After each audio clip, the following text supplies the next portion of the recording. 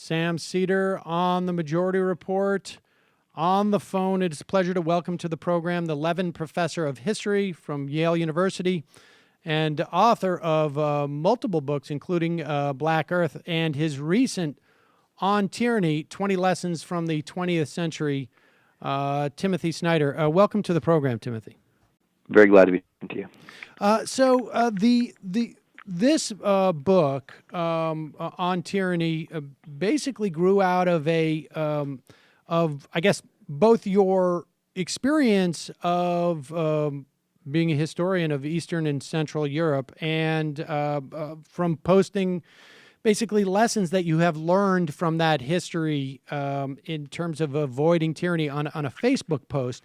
But I want to start just a little bit before that and give us a sense of like what are the most obvious, or I guess, and some of the most surprising examples of tyranny and / maybe fascism that you have studied through the years. Obviously, Germany in pre-World War II, but where else? So maybe because this is what I work on, my own optic is a little bit different. So I wouldn't describe any of it as surprising. I tend to think that the survival of pluralist institutions and rule of law states like our own is surprising, and that we should appreciate those things and work hard to keep them going. But I appreciate the generous question about what I've worked on. I've worked on both the far right and the far left. I've worked on the Soviet Union and its policies of terror, including famine, as well as the mass killings of the Great Terror, as well as some of the atrocities committed by the Soviet side during the Second World War. I've also worked on the far right, on Nazi Germany, on German policies of killing, which included, of course, the handicapped, and as well as and prisoners of war, as well as the better known case, which is, of course, the Holocaust.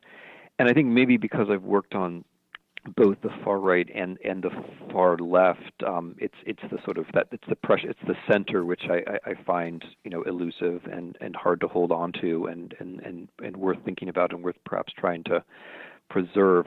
Part of working on all these subjects, though, is that you have teachers who, alive or dead, who lived through one or both of these kinds of regimes, and that helps me to see that this can happen to people like us, because if I can learn from them and I can talk to you, and your listeners, that's people like us. And then since I've become a professional historian and a professor myself, I've had my own students, and some of them are from Eastern Europe, where in the last 25 years, democracy has not been advancing, but rather in general receding. And I've been trying to learn from their experience as well, as they take risks themselves to try to preserve things they think are worth defending. So, I mean, if I understand you, there's not necessarily, I guess, preconditions before one moves from a society that has more pluralistic institutions. It's almost the natural tendency for these things to fall apart. But but with that said, are there, I guess, canaries in the coal mine for that you can draw a consistent picture or I guess context, regardless that fits in most of these situations? Yeah, I mean, so that what history I think helps us to do is to see both some of the big conditions, or the anterior conditions that make the collapse of republics more likely, and simultaneously to see how much individual action matters. So history is about responsibility, but our responsibility is only coherent if we have some sense of the larger frameworks within which we're working. So, when I describe in the book, I try to describe moments or patterns so that we can see what's coming. But at the moment where you see what's coming, you're also able to do something about it. The book is meant to work both ways. So to give a classic example, the use of terrorism in regime changes. it's since the Reichstag fire in Germany in 1933, tyrants around the world have seen a terrorist incident as an opportunity to transform a regime quickly. And indeed, this kind of thing is as old as time. Madison talks about how our republic could be destroyed, as he puts it, on some favorable emergency. So the notion that something shocking happens and that therefore you can change the system is a fundamental one to regime change. If you know that that's historically true, then you can sniff it out in advance. You can notice when your leaders are talking perhaps a little bit too often about terrorism and extremism, or using words like exception and words like emergency. You can be alert so that, God forbid, when something terrible happens, you don't get caught up in the automatic cycle, which says that in order to have safety, you have to give up freedom. So, but yeah, I mean, if you're asking me about 2016, I mean, there were some pretty obvious things in the character of Mr. Trump. I mean, the way that he ran his rallies, throwing people out of them, the way that he spoke, which comes right out of the fascist playbook, the appeal that the private security details seem to have to him are quite extraordinary. But also, the general way that he handled the problem of globalization. The far right and far left politics in the early 20th centuries were ways of handling globalization and its challenges. What the far right does is that it puts a face on globalization. It says, rather than a set of objective problems that we have to address, globalization has a face, it has a personality, right? And so for the Nazis, that was a Jewish face. But it can be done in different ways. You can say, it's the Mexicans, the Chinese, whatever, the Muslims. And that's a classic form of politics. Rather than saying we can actually deal with this as a society or as a political system, we're going to start blaming people, and then that blame then becomes a way of changing the way politics works from within. Let me just I want to go back just to what you were saying, which I think sort of pertains to Chapter 5 about being aware of how like a terrorist attack could be used. I mean, to me. The most recent, a great example of that, it seems to me, is post 2001 in this country, post 9/11. I mean, we obviously did not move to some type of tyranny, but we certainly changed, and we certainly the relationship between civil rights as a matter of policy. I mean, maybe we were doing a lot of this stuff beforehand, but in terms of what was acceptable and expected, and it changed not only in terms of what our government did, it also seems to me it changed in terms of what our citizenry expected. Is that your sense as well? Yeah, no, absolutely. I mean, I think we have to look critically at 9/11 or take the opportunity to look critically at ourselves after 9/11, because everything that you say is true, and everything that you say is true even though the leaders that we had at the time are not as bad, in my judgment, as the leaders who we have now. So many we got used to trading freedom for safety. We got used to thinking that was an automatic equation. We got used to thinking about terrorism at the top of our lists. We got used to thinking of terrorism as a justification for doing unrelated things, like invading unrelated countries, for example, which has caused us no end of trouble. Not just us, of course, above all the people who we have hurt and killed in the process.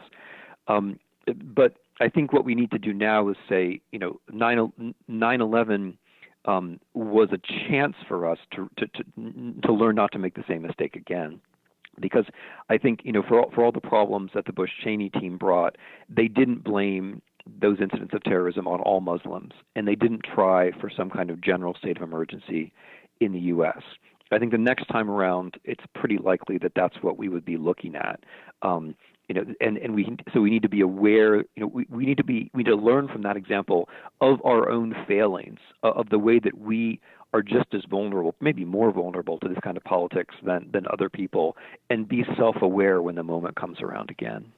All right, so you cite Trump, and I guess the way that he was presenting himself, and we can see plenty of examples of it. I mean, I think we saw sort of just where his sort of personal affinity lies, just from the way that he got along with the basically the autocrats on this trip, as opposed to the more popularly elected people. But what about the context in terms of the population? Like, how much does that play into it? Because when we use Germany as an example, or when we use like the rise of Putin, for example, it seems to me there are specific, we see specific qualities. In Germany, 1/3 of the population is is unemployed. The national psyche's been very damaged, and democracy has not been around for very long at that point in Germany's history. In Russia, there was a sense of we would like some order again. I mean, how much? How do you make that comparison in terms of where the American public is versus in those other situations? So I'll make the comparison, but before I do that, I wanna point out that I think history needs to work for us in a different way. So it's pretty easy for us to dismiss the comparisons by finding something which is different. And I tend to think, I mean, as a professional historian, I'm very glad to catalog the differences. As a citizen, I tend to think that we need to turn it around and look at those as moments where we can learn something. So we could say, sure, there are many differences between us and Russia in the 90s, but one similarity is that Russia had a leader who seemed to think that terrorism is an opportunity to consolidate power. Or we could say there are many differences between us and Germans in the 1930s. Oh, but look, Germans in the 1930s had a certain tendency to give up rights when there was a terrorist attack. Maybe that's not so similar. That's not so dissimilar from us. So, and I mean, taking it even the next step, why don't we say people in Germany and Russia might sometimes be more observant than we were, and have experiences precisely that we haven't had, or at least haven't had yet, and have left an interesting record of it. And that's what I try to do. In the book, I try to excavate the brilliant people who generously left behind their thoughts about how to deal with these situations. The whole point being that if we have their experience, we can act faster and maybe avoid having the very same experiences ourselves. Now, all that said, I mean, I'm afraid there are certain similarities as well as differences. One of them, although in some minor key, is that there is a great deal of dissatisfaction with globalization in the United States, which is a common point of the 1930s in Germany and in the 1990s in Russia. In Russia, capitalism was, or whatever you want to call it, the free market was discredited by the fact that it came in very quickly and without the rule of law, allowing huge accumulation of wealth. The fact that we have tremendous accumulation of wealth in this country is also a concern. And now we've gotten ourselves to the point where we now have deliberately elected an oligarch who actually likes the Russian system. And as you say, I think would feel more comfortable with that kind of a system than with the kind where he has to actually legitimate himself by way of following the law or having regular elections. With Germany, it's true, we don't have the massive unemployment that Germany had. That's true. But we do have tremendous underemployment. And we do have the sense in big parts of the country, including in Appalachia, among a lot of men especially, who have the sense that their life is not turning out the way that they expected, and they're not sure that they can do anything about it. And in that situation, charismatic politicians, and Mr. Trump, to give him credit where credit is due, seemed to offer a kind of shortcut. Right, a way of saying it looks like life is failing, but I've got a way from jumping from here to victory. I've got a way from jumping from where you think you are into some kind of grand success or winning, as the president likes to say.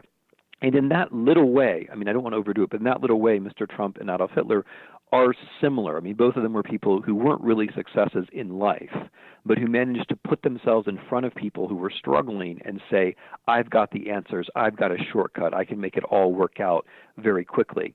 And it's in situations where people feel vulnerable and don't see the possibility for social advancement that kind of a message has a certain resonance. So you don't want to overdo it, but I think it's helpful to try to use history not to make ourselves feel better, but to learn the lessons that can help us do ourselves better. I will say that the reason why I have some skepticism about this, but I also can't help but think about they say the number one reason why people drown is because they don't they can't really conceive that they're drowning, and they don't wave, and they just basically before it's too late. And I guess I worry about that. And I had seen your Facebook post, I guess right after the election. From your perspective, have you seen anything that has made you more or less alarmed, or that you perceive that people are doing more or less well, relative to those initial thoughts you had 6-7 months ago? Yeah, let me first fasten on your point about time and about drowning, because I think it's a really good point. That the reason why lesson number one, don't obey in advance, is lesson number one, is that if you don't get that one right, then you can forget about the rest. So, don't obey in advance is one of the things historians agree about from the 1930s in Germany and other authoritarian regime changes, that it's important not to give your consent. It's important to, at critical moments like the one we're in now, to stop and decide what you think is important and just be a stick in the mud for a while and not drift. And that gives you a chance then to do other things later on. If you blow that one, if you blow lesson one, if you obey in advance, if you just adjust sort of semi-consciously to the new reality, then you allow yourself to change psychologically. You basically say, to use your analogy, I'm not drowning, and then you can drown.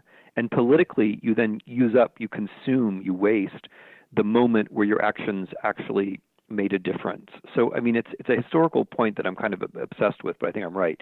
It's very important to front load action. And even if you're not sure exactly where things are going, and by the way, like the lessons that are in the book are all sort of healthy, normal civic things to do. Exactly. Right.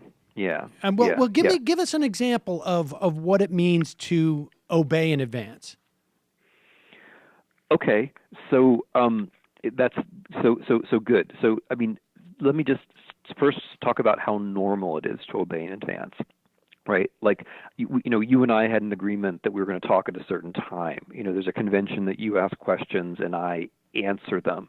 When I go to work, I say hello to people as I walk in. There are all these conventions that we follow all the time. If I'm in a meeting and somebody else is chairing it, I'm going to let them set the tone. We do these things all the time. And that's sociologically normal. In order to become political people, or in order to become citizens of a republic, the ability you have to have is to notice when something is politically crucial, like when you're in a moment where it's actually not appropriate to obey in advance. So to give examples of what it actually looks like. In the administration, okay, I'll give you an example from 2017. If you're which is a true example, if you're in the Trump administration and you're responsible for issues having to do with human rights, and there is no change in policy, right? But maybe you think, well, I should probably keep my head down for a while, right? Like that's in the civil service. Or, to go back dramatically into the past, if it's Germany in 1933, and you notice that other people are not talking to Jews, and then you just kind of go along and you make an excuse like I was never that real close with him or whatever, then you're obeying in advance. And when you do that, you're instructing, whether it's the more benign or whether it's the more malign example, what you're doing is you're instructing power of what it can do. Because the dirty little secret of authoritarian regimes, especially at the beginning, is they're not that powerful at the beginning. They send out signals to us, and we react or don't react, and as we react, we teach them what they can do, and then they get more powerful by learning, which things we'll respond to, which things we'll go along with. That's interesting. And so it's I guess the difficulty of that is I am going out on a limb, and I don't know if I necessarily need to do this. Right? That's basically it. If I'm going to buck certain trends, if I go out and protest against the immigration ban, and risk protesting that when it could very well be that the courts will strike it down, that is the sort of the trap you can fall into. Yeah, that's a great description of the trap, because if you think, So, like there's some logical possibilities here. Like one is that nothing bad is going to happen. Okay, if nothing bad is going to happen, it's not going to hurt to protest. It's just going to make you a better citizen and a better example for your neighbors and your children or whatever. So, that there goes that objection. Then, there's the possibility that somebody else will take care of it. Well, they might. But the cycle that you get in is everybody thinks somebody else is going to take care of it. And the institutions will rescue us is the classic thing. Like when I wrote the post way back in November, it was only a few hours after the election, but Americans were already saying, oh, our institutions will protect us. And the answer to that is they will only protect us if we show, some of them might, but only if we show them how, and only if we bolster them, and only if we get out ahead and set a certain kind of example. So, I don't think the judges striking them down and us protesting are actually two discrete events. I think there's a way in which we're all breathing the same political atmosphere, and every little thing we do in one place, it tends to have an effect, I think, probably greater than we think in other places. And we should say that you could include in that notion of institutions sort of controlling Trump would be, the one I heard from people who didn't seem to be as concerned as I was like the establishment Republicans will control him, and perhaps to a certain extent I wouldn't say they have. I think that to the extent that anybody's any institutions are doing it are like the intelligence services and perhaps the military, but there's a problem with that too, isn't there? That we're in a position where, to a large extent, much of Trump's, and I will say that there's been a lot of constraint, I think, on what's happening politically from those people who are coming out to town halls. But much of what is, at least within the context of Washington proper, hurting Trump politically, it seems to me, and sort of undercutting his administration's ability to function on some basic levels, are leaks that we're getting from intelligence agencies and then also, I think, exertion of influence from military officials. But it seems to me that's also dangerous too in some ways. Yeah, we have to kind of recognize where we are. It'd be nice if it would be nice if the legislature were providing a check, but it's basically not. I think on the contrary, there's a very good argument that some of the leadership, Nunes had to step down, right? There's, I think they are accomplices in something, at the very least, in trying to quash investigations. Yeah, so that's how the story all kind of ties together. The Republicans don't, for me, like if there's a chance that the president is a traitor, you would then drop everything, as a congressman or congresswoman, and you would get that sorted out, and then you could move on to other, less pressing policy obligations. But I think the whole story ties together because, if the legislature thinks it's okay that the president might be a traitor because that way they'll have some time to pass tax cuts or whatever, then you are left with other institutions, and you may be one may be uncomfortable. I am. I don't like that we're in a situation where we're counting. We're basically counting on the intelligence agencies to control the generals, and we're counting on the generals to control the kleptocrats, and we're counting on the kleptocrats to control the fascists. That's not great, but it's where we are. But the thread running through it all is the Russia scandal. It's the FBI and the CIA and the other intelligence agencies are not just engaged in some random activity resisting the president. They've been doubly targeted. First, from their point of view, they lost the cyber war in 2016 to a hostile foreign power, right? Which is, I think that's also my point of view.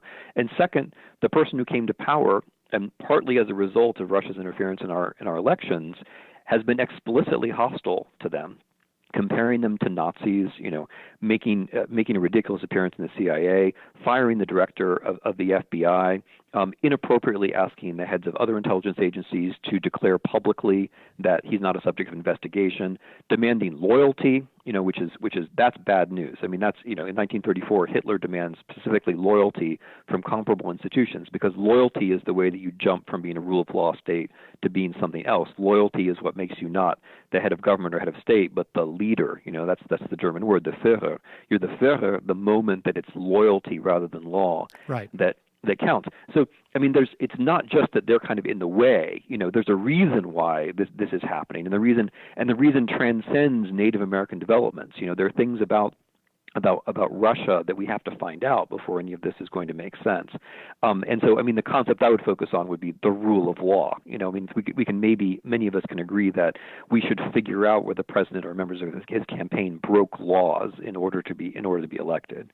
I want to touch on just a couple of the lessons, but let me ask you another general question. Does our polarization help? I mean, it seems to me that the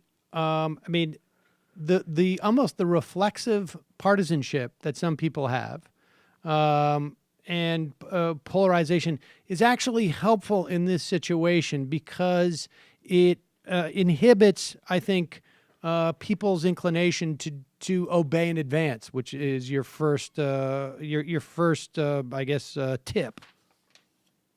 Wow. Okay. I've just found a perspective which is like more skeptical than my own. That's a good point, I guess. I mean, I guess I think you're probably right, but I mean, the counter argument would be something like this: Democrats or people on the left, when they get into their own silos, they can also start to believe things that aren't true, right? So the Russia story is true. It's true that his first foreign policy speech was written by somebody on the Russian payroll. It's true that his first Russia advisor was on the Russian payroll. It's true that his campaign manager was somebody who once pitched to Putin the idea of softening up American democracy for Russian influence, et cetera, et cetera, et cetera. I mean, there's something strange there. However, if you get too much in your own silo, there are also plenty of things out there about Russia which aren't true or which are just speculation, but which are brain candy now for a certain part of us.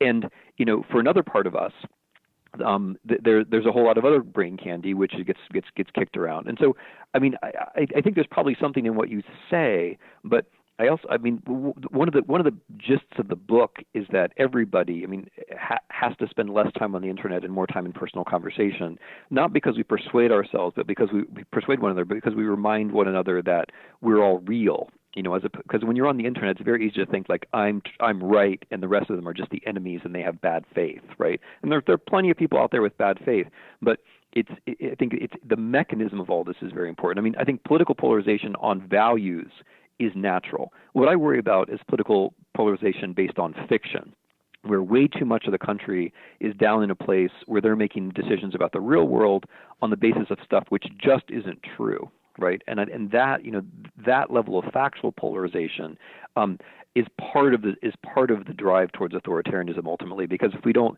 have to agree about values, right? I mean, you might think justice is more important, and I might think whatever. I might think freedom is more important.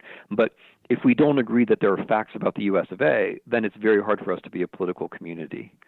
Well, I agree with that, and I think that there is a. Certainly, this is a phenomena on the left, but it's nowhere near. I mean, the fact is that even if everybody jumped off the internet tomorrow, there's still a huge segment of the population that has been growing up on, frankly, right-wing radio and Fox News, both not on the internet, where you would find a narrative ranging from Vince Foster and direct mail, for that matter, at this point, ranging from Vince Foster was murdered, right up to Seth Rich was murdered, by the Clintons, and that would exist almost coincident of the internet.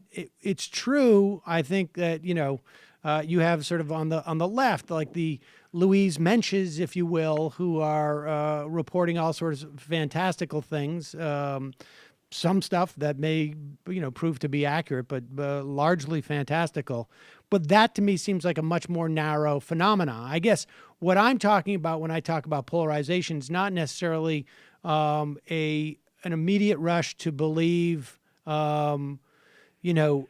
unfounded, maybe they will be, but, theories on what's going on, but rather just a general, awareness of where we've been in terms of different political parties for the past 2 decades. I mean, in 2002, the Republican Party is saying that Max Cleland, a guy who lost half his limbs in service of this country, was basically Osama bin Laden, right? I mean, this is, at some levels, this is how we got a Donald Trump, it seems to me. Yeah, I no. I mean, I think that the way that we get out of this, though, has to involve a partisanship which is not just bipartisanship. So, I mean, I'm willing to run down that whole catalog with you as well, and I'm sure we'd largely agree. But I don't, like, when we think about where we want to be in 2018 or 2028, it's not going to be, I don't think it's not going to be like the two partisan groups we had in 2016. I think that the people who find a way out of where we are now in 2017 are also going to be the people who readjust the Democratic Party, broaden the Democratic Party, change the actual discussion. I mean, in my, you know, in my own view, like we've tilted so far that it's not just a matter of like particular untruths or particular injustices to people, horrifying as the one you mentioned is. It's rather that I think the whole axis of politics in the West is now turning not so much on right and left, but on basically on facts and anti-facts, and that, you know, the Russian model is not, although Russia is a right-wing regime and supports the far right internationally, the fundamental way Russia works is by managing extreme economic inequality by way of the production of alternative reality. And that's what's catching on here. And that's the thing I think fundamentally one has to be against. And that didn't exist back in 2002, right? So I think like the new, whatever it is, the new left, you know, or the new Democratic Party is going to have to learn to function as the factual side and be the interesting factual side, which has more to offer than the alternative reality side. I agree with you. The alternative reality has come up through other technologies. But I guess I'm a little confused because, I mean, having been, you know, sort of like professionally engaged in that argument since, you know, 2004, the biggest problem. But maybe you're not confused. Maybe you're just right. But anyway. Well, no, okay, no, but I want to be clear on what you're saying in terms of like what you know, because it seems to me that that broadly speaking, the way that the Democratic Party and the left, and it was a different left in 2004 than it is today. And in many respects, you know, the left has moved to the left in this country, it seems to me. But that the biggest argument was like, we have the facts on our side. And while those of us who believed that we had the facts on our side kept talking about the facts, this alternate reality was building. And in some respects, there was things that were these alternate realities became became more functional for people who ostensibly should have had a better answer from the left even. So I'm talking about, you know, we have stagnating wages for instance, and we have rising insurance costs, and we're that theoretically the left maybe did not provide a robust enough answer, but it was one that was at least attempting to address it. And I think it's, you know, in most instances. And it was all based on facts, right? I mean, there was no books about income inequality coming out of conservative think tanks 5-10 years ago. There was plenty coming out on the left. And that was the reality, right? That supposedly has brought about Trump. I mean, so I don't understand like where, if, I mean, and the things I love about your 20 tips is that they are things I think that like we should be doing even not in a time where we're worried about this type of thing, largely speaking, that we should be engaging in our political process. But how does simply adhering to a specific story that is very fact-based. I'm not saying that we shouldn't be fact-based, but I mean, how does that in and of itself do enough where it seems to me there needs to be actually a change in solutions offered to overcome the more facile ones. Yeah, no. I think the more you talk, I mean, the more we agree. So with the facts, there's a negative point here, which is that if you give up on factuality, then you're giving up on your democratic republic and your rule of law, right? I mean, this is at the most fundamental level of what kind of system you have. If you give up on there being facts, then it's just a question of what kind of authoritarianism comes next, because you're not going to preserve a rule of law state. Because without some sense of factuality, you can't keep up trust, and without trust, you can't have rule of law, and without rule of law, you can't have democracy. That's at the base level of the system. That's a different question of, do you win as a political party with the facts? No, you can lose. I mean, you can lose, you will lose. But since you don't have any choice but to be factual, the question then becomes, how can you be both interesting and factual, right? And much of the point of the book, and I yield to your experience on American politics, right? Remember, you're talking to a European historian. But much of the point of the book is how one can engage in everyday politics, right? I mean, one of the points of the book is about small talk and eye contact, and I think that is something that maybe, if we have to talk about the Democratic Party could be a little bit better at, because when the Democratic Party talks about facts, it's too often been like facts on an average, right? So when Hillary Clinton says America's great now, yes. Yeah, sure, on an average it is, but not in a whole bunch of counties in Ohio that matter, not just electorally, but because real people live there. And when the Democratic Party talks about facts, and this is true of the left in general, I mean, there's a certain tendency to think, because we have the facts, therefore you're wrong. And often there's something in somebody else's crazy, what seems like a crazy narrative. There's something in it which is actually right.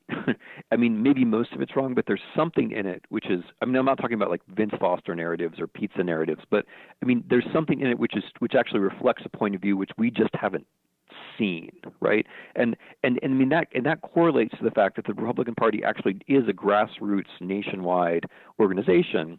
And it's much less hard. It's harder to characterize the Democratic Party in that way. I think Democratic Party has relied too much on abstractions like demography and abstractions like history, rather than like getting down and figuring out how to make its factual stories interesting on a local level. And that's a hell of a lot of hard work, and it's easy for me to say so. But I think something like that is going to have to happen. All right, let me ask you then, and finish on this question, because this is the one that I was sort of really pondering from. Does